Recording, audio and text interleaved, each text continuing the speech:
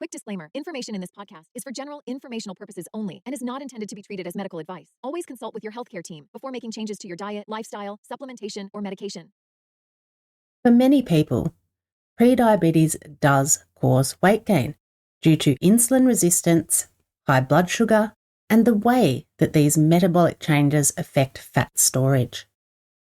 Keep listening to learn more and how you can naturally bust the fat storage cycle. Welcome to Type 2 Diabetes Talk, the place where we chat about what really works to treat type 2 diabetes and prediabetes naturally with nutrition and lifestyle. If you're looking to optimize blood sugar and A1C, lose weight, reduce medications, and improve your overall health, this is the place to be. Now, here's your host, Type 2 Diabetes Nutrition Specialist, Dr. Jetta. Hello, wonderful people, and welcome to another episode of Type 2 Diabetes Talk. Thanks so much for joining me. If you have prediabetes and struggle with weight gain, you're not alone. One of the most common frustrations people experience is feeling like their weight is creeping up, even when they're not eating any differently than before. And maybe you've even tried to lose weight, cutting calories, following all the traditional advice, only to find that nothing seems to work. So, does prediabetes actually cause weight gain? And if it does, can losing weight reverse prediabetes? More importantly, why do so many diet plans fail people with prediabetes, leaving them feeling stuck and frustrated? In today's episode, we're diving deep into the connection between prediabetes and weight gain, breaking down what's really going on in your body and why some of the most popular weight loss strategies, like calorie counting and low-fat diets, often don't work. We'll also talk about what actually does work, so you can finally stop battling your metabolism and start working with your body instead. Let's get right into it then. When it comes to prediabetes and weight gain, it's not always clear which comes first. Does gaining weight lead to prediabetes, or does prediabetes cause weight gain? The truth is both are closely linked, and it all comes down to how the body handles insulin. Whenever you eat, especially foods containing carbohydrates, your body breaks them down into glucose or sugar, which enters the bloodstream. Now, your body doesn't want too much sugar lingering in the blood for too long because it can be harmful. So your pancreas steps in and releases insulin, a hormone that helps move glucose from your bloodstream into your cells, where it's either used for energy or stored for later. In prediabetes, something goes wrong with this system. Your cells become less responsive to insulin, which is what we call insulin resistance. Think of it like a door that normally opens smoothly when insulin knocks, but now that door is getting stuck. To compensate, your pancreas releases even more insulin, hoping that the extra push will get the job done. The problem is that insulin doesn't just help with blood sugar, it's also a fat storage hormone. So when your insulin levels are high, your body is being signaled to store fat, especially around the belly area, the abdomen. And this is why many people with prediabetes notice they're gaining weight, particularly around that midsection, even when they don't think they're overeating. And it's not just the insulin. High blood sugar levels can cause spikes and crashes, which leave you feeling tired and craving sugary and starchy foods. You're not imagining it when you feel hungrier, even after a meal. Your body is constantly chasing that next hit of energy to stabilize blood sugar, and those extra calories often get stored as fat. There's also the role of inflammation, which many people don't realize is tied to weight gain. In prediabetes, your body experiences a type of low-grade chronic inflammation in the cells, and this can interfere with how your metabolism works and make it harder to lose weight. When you combine insulin resistance, increased hunger, and inflammation, it creates the perfect environment for weight gain to sneak up on you. Suddenly you're looking at yourself, weighing yourself or trying on a pair of pants and thinking, geez, I've really gained a lot of weight. It's not just about what you're eating, it's about how your body is processing that food. Prediabetes changes your metabolism in ways that often promote weight gain. So does prediabetes cause weight gain? Yes, in many cases it does. The underlying metabolic imbalance, the high blood sugar and high insulin, is the core issue. But the good news is that this cycle can be interrupted with the right approach, and we'll certainly be getting to that later. First, let's talk about one of the biggest questions people have when they find out they have prediabetes, and that is whether losing weight can actually reverse prediabetes. The short answer is yes, weight loss can help to reverse prediabetes. But there's a little more to the story. It's not just about the number on the scale. Again, it's about what's happening inside your body. With prediabetes, what we're facing here is an altered metabolism. So in order to reverse these effects, reverse the weight gaining state that your body is in, we need to think differently and focus on overall wellness, focus on overall health from the inside out, because we can certainly re-alter our metabolism. The body is very intelligent. So when we start nurturing it with the right foods and the right things, it brings itself naturally back into balance. The key reason weight loss helps reverse prediabetes is that weight loss helps reduce insulin resistance and inflammation. Remember, in prediabetes, your body is struggling to use insulin properly, and your pancreas is pumping out more and more of it to compensate. You've got lots of insulin circulating around your body. Since insulin is a fat storage hormone, higher levels make it harder to lose weight. It's a frustrating cycle. Insulin resistance promotes weight gain, and weight gain makes insulin resistance worse. And then there's the fat cells themselves. Fat cells produce inflammatory molecules, so when there's more fat cells, there's more cellular inflammation in the body. That causes another frustrating cycle where insulin resistance becomes worse. Then you have higher blood sugar and higher insulin, adding to this perpetual cycle. Prediabetes. It's your opportunity to do something now and completely change your health for the better. With Dr. Jetta's Prediabetes Reset program, you'll discover how to reset your blood sugar balance and metabolism to normal, rebalance your weight effortlessly, and avoid or stop medications. Take the Prediabetes Reset program and gain back your life today. Learn more at type2diabetestalk.com/programs. When you start losing weight, even a little, insulin sensitivity improves and inflammation reduces. You start to break those frustrating metabolic cycles that your body's cells become stuck in. So with some weight loss, your cells start responding better, which means your body doesn't have to produce as much insulin to do its job. With lower insulin levels, your body can start tapping into stored fat for energy instead of constantly storing it. That's why you need to switch the focus.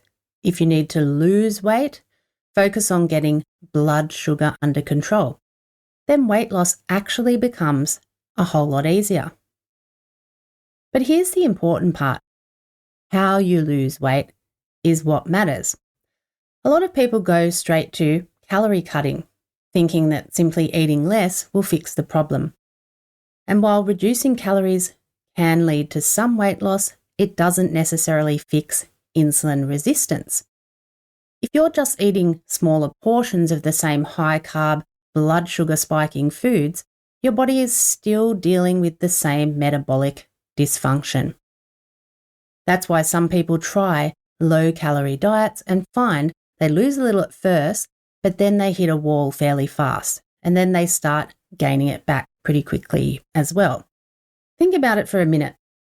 A lot of people with prediabetes turn to programs like Weight Watchers, thinking it will help them lose weight and lower their blood sugar. After all, it's one of the most well-known diet programs out there across the whole world, and plenty of people have lost weight using it. But when it comes to prediabetes, the Weight Watchers approach and other low-calorie point-based systems can actually work against you. The reason goes back to what we've already talked about. Prediabetes is driven by insulin resistance, and insulin resistance isn't just about weight. It's about how your body processes food, particularly carbohydrates. Weight Watchers, like most mainstream diet plans, is based on calories in, calories out. It operates on the idea that if you eat fewer calories than you burn, you'll lose weight. One of the biggest problems with Weight Watchers and similar mainstream dieting programs is that they often encourage foods that are low in fat but high in carbohydrates. Many of the 0-point foods on the plan, things like whole grains, fruit, and starchy vegetables, can cause major blood sugar spikes. If you're insulin resistant, those spikes mean your body is still producing too much insulin, which means your body is primed to store fat, even if you're eating fewer calories overall. Calorie counting diets are the type of diets people usually fall to for weight loss, as we've all been led to believe we need to eat less and do more to lose weight. This is known as the energy balance model, but it's flawed because you're not working with your body. Instead, we need to focus on the carbohydrate insulin model, which shifts to reducing carbohydrates rather than just calories. Then something magical happens. Blood sugar naturally stabilizes. It reduces the insulin spikes that drive fat storage, which allows your body to start using fat for fuel instead of being locked in fat storage mode. When insulin levels drop, the body isn't holding on to excess water and fat the way it does when insulin is high. Along with that, inflammation reduces, which also improves insulin sensitivity and blood sugar control. Your altered metabolism starts rebalancing, bringing everything back into harmony. We talked about the energy balance model versus the carbohydrate insulin model for smarter weight loss back in episode 12. So I'd encourage you to listen back to that. But just know that if you focus on the right nutrition plan, you will be working with your body so that weight loss is easier rather than working against your body where weight loss is a major struggle. You also don't want to be hungry all the time. That's counterproductive. You also need stable energy. That's important. You also want to ensure you actually lose fat, not muscle. So many people go on these weight loss diets and think it's their willpower. They've failed once again. That's not it. The problem isn't your willpower or effort. The problem is the plan itself. A quality nutrition plan focuses on fixing what's driving the issue in the first place. And that's why certain diet programs, like again those Weight Watchers and common programs, often fail people with prediabetes. They're designed around that calorie restriction rather than metabolic health. In fact, I just want to say that one of the most frustrating things I see people experience with prediabetes all the time is eating what they believe is a healthy diet, but still struggling to lose weight. People often say things like, I've cut back on sweets, I'm eating more whole grains, I'm following all the guidelines, but the scale won't budge. And again, this often relates back to the same problem we just discussed with Weight Watchers and other programs, focusing on low calorie or low fat eating rather than good blood sugar control and improving how your metabolism functions. Look, we get told a lot of things about what healthy eating is. And out there on the Wild West Web, we frequently see conventional advice telling people with prediabetes to eat whole grains, fruits, low-fat dairy, and lean proteins while cutting back on calories and fat. That's the common narrative. But here's the thing, and let's use whole grain foods as an example here.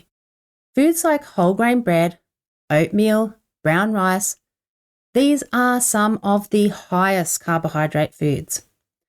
And when you eat carbohydrate foods, they all break down to sugar or glucose, meaning they cause your blood sugar to rise.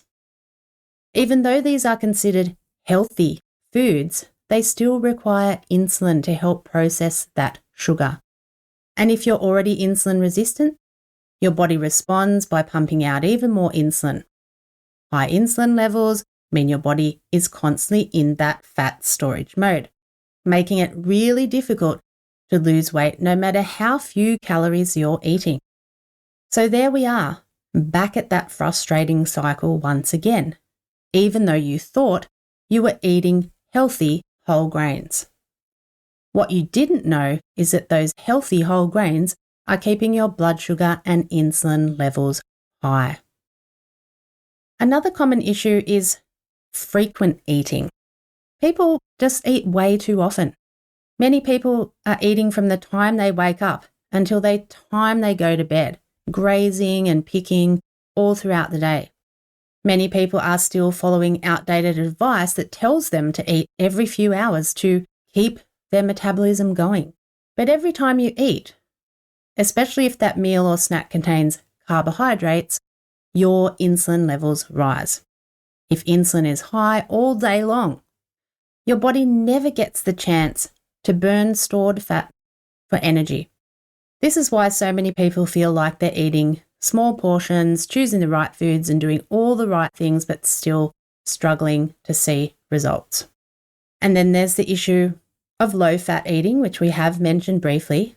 A lot of people still believe that fat is bad, so they avoid it as much as possible.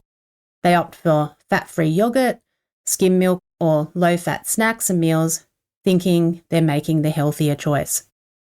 But the problem is, fat is one of the most important macronutrients for blood sugar balance and satiety, your feeling of fullness and satisfaction. When you cut back on fat, you often end up eating more carbs to feel full. It's no surprise that a breakfast of low-fat yogurt and granola or whole wheat toast with jam can leave you hungry just a couple of hours later. The blood sugar spike from these foods leads to a crash, making you feel tired, sluggish, and craving more food. You reach for a low-fat snack and then the cycle continues throughout the day. So if you've ever found yourself eating what's considered a healthy diet, but still struggling with weight loss, it's not that you're necessarily doing something wrong. It's just that the standard definition of healthy doesn't really apply to prediabetes. Focusing on the right foods, ones that keep blood sugar stable, is what makes the difference. Before we move on to chat about the most effective way to stop gaining and start losing weight, let's hear a testimonial from one of our members. Tracy said, "I have enjoyed the yummy recipes you have provided, and am happy to say my last A1C was a 5.7. I've loved being a part of the group, and you were very instrumental in helping me achieve my current A1C. Thank you."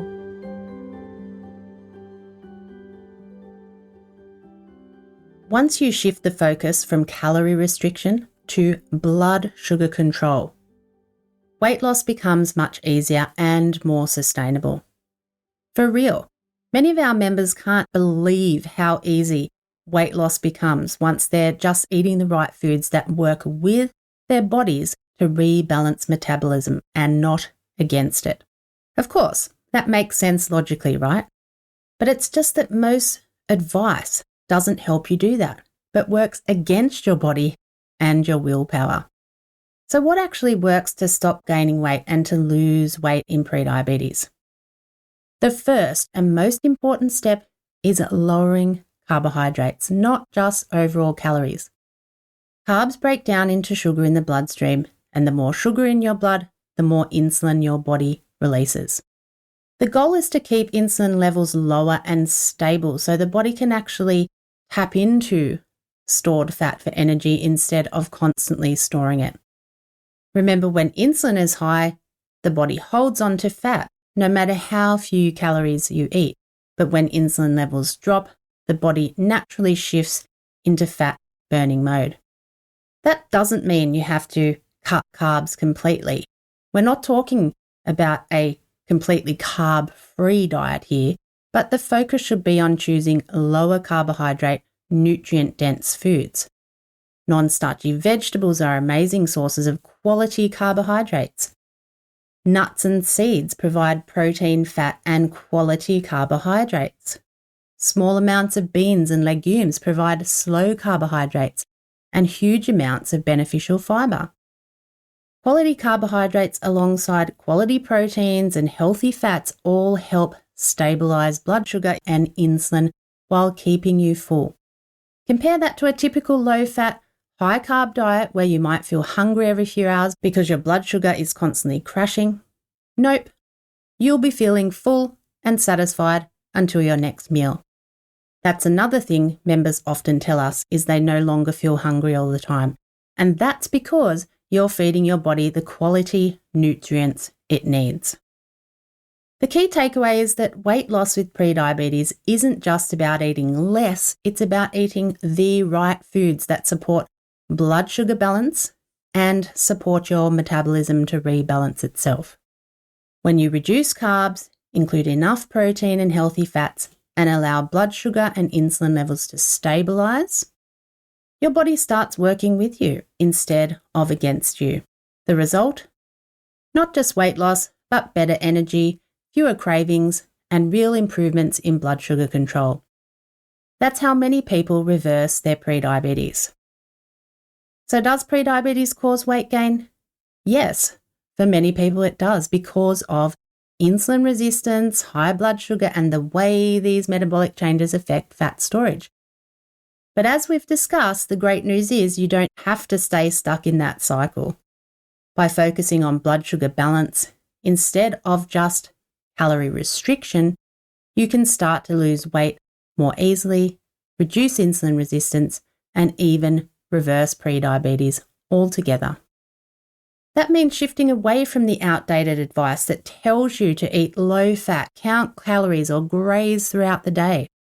Instead, it's about focusing on lowering carbs, eating enough protein and healthy fats, and making sure your body has the right conditions to burn fat, not store it. If you've been seeing the weight pack on with prediabetes but also struggled to lose weight, the key isn't just to eat less, it's to eat smarter. Work with your body, not against it. If you don't know how to do that, head over to our website to check out our great programs at type2diabetestalk.com/programs. For our members, head to the members site to access all the great resources we have, and we'll leave some extra tips for you if you're stuck on a weight loss plateau and need to kickstart your metabolism to optimize weight loss. Well, that's all from me today. I hope you've learned a thing or two about how weight gain occurs in prediabetes and also what you can do to start moving that, shifting that in the opposite direction. Dr. Jeddah, over and out. Thanks for tuning in to Type 2 Diabetes Talk. Please subscribe to the show on your favorite podcast platform. And for episode replays, episode notes, and more, visit type2diabetestalk.com. New episodes are available Tuesdays, 10 a.m. U.S. Eastern Time, or your time zone equivalent. Thanks again. We're truly grateful to be a part of your life and help make a real difference.